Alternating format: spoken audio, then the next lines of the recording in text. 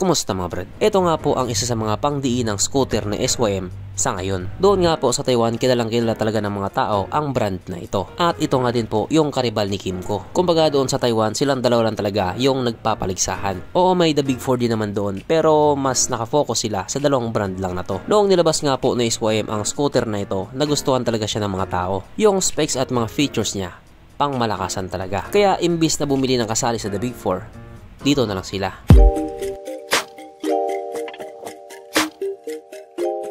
Pero syempre bago tayo magpatuloy, kung bago ka pa lamang napadpad dito sa aking walang kwentang channel, huwag ka na mag-subscribe. So yun na nga, kung mapapansin nga po ninyo, unique talaga yung mga design ng mga motor doon sa Taiwan. Hindi sila nanggagaya ng design sa ibang mga brand. Katulad na nga lang po sa motor na ito. Ito nga po ang SYM MMBCU 160 na syempre available nga po doon sa Taiwan. Pero ito ang malupit kasi nga nilabas na siya sa Vietnam. Yes po, sa Vietnam, hindi sa Pilipinas. At iba na rin yung pangalan niya at iba na rin yung displacement niya. At siya na nga po ngayon si SYM Naga 150. Noong una nga po ito makita ng mga Vietnamese, ang sabi nila, "What's up, may Naga?" Hindi, joke lang, taga Sub-Saharan pa naman ako. Syempre, nung nilabas nga po ito sa Vietnam, natuwa talaga sila. Kasi nga, matagal na rin pala nila itong hinihintay. Kaso lang kung doon nga po sa Taiwan 160cc siya, sa Vietnam naman 150cc na lang siya. Hindi ko alam kung bakit ganun, pero siguro yun yung required sa kanila. Pero kahit nga po ganun, hindi naman nabawasan yung kagapuhan niya. Kaya dahil dyan, pag-usapan na naman natin kung ano bang meron sa motor na ito at kung gaano nga ba talaga siya kaganda. So ito nga po ang SYM Naga 150 na mayroong 149.6 cubic centimeter engine displacement, 4-stroke single cylinder, single overhead cam with 4 valves, naka-electronic fuel injected at syempre ito po ay naka-liquid cooled. Kaya hindi po siya panis sa Honda Click 125. Pagdating naman po sa kanyang power, ito pa mayroong 14.2 horsepower at 8,000 RPM, 13 Nm of torque at 7,500 RPM. At dahil nga po kalalabas pa lamang ito doon, wala pa tayong idea pagdating sa kanyang top speed. Ang kanyang tangke ay kaya magkarga ng 7.3 liters fuel tank capacity at wala din po tayong idea pagdating sa kanyang fuel consumption. Ang sukat ng kanyang gulong 120/70/13 sa harap at 130/70/30 naman sa likuran. Syempre paras na nga po itong naka-tubeless. Pagdating naman po sa kanyang braking system, ito po ay naka-disc brake sa harap at disc brake din po sa likuran. Ang malupit nga po doon, parehas po itong may ABS.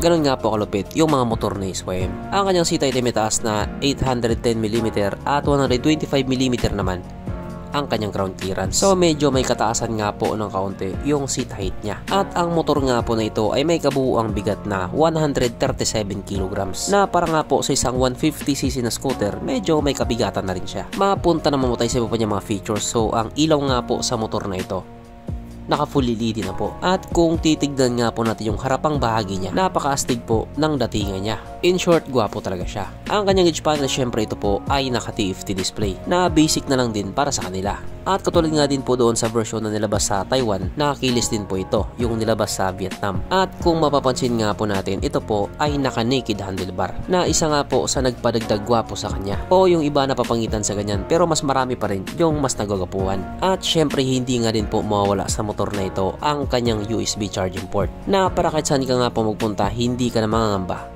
na baka malobat yung cellphone mo kasi nga manonood ka pa ng Pornhub. At ang isa nga din po sa pang malakasang feature na nilagay nila dito sa motor na ito, ang kanyang TCS or Traction Control System. So alam nyo na yung ibig sabihin nun. Pati ito, alam na alam nyo din to. Sapagkat nandito na nga po tayo sa exciting na part, ang kanyang mga suspension. So sa harapang bahagi nga po, ito ay ginamitan ng telescopic fork. At sa likuran naman, ito po ay gumagamit ng monoshock na ayon nga po sa mga taong nakagamit sa motor na ito, maganda ang bounce.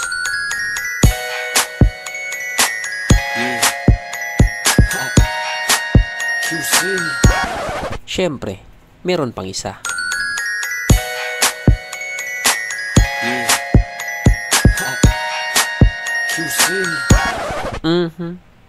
Panigurado. Wala na namang nalungkot. At dahil wala nga pong nalungkot, alamin na po natin kung present nga ba sa motor na ito yung tatlong pinaka-importanting features. So, una na nga po dito ang kanyang lagayan ng istalyon. At good news mga brad, meron siyang ganun. Meron siyang lagayan ng istalyon. Pangalawa, meron din po siyang sabitan ng pulutan. At oras na nga po para sa ating Red Horse check ang pinaka-importanting feature sa isang motor. At ayon nga po sa aking masusing pag-aanalisa, ang motor na ito ay kayang magkarga ng 2 kahong Red Horse at kasya pa isang kahon sa kanyang underseat compartment.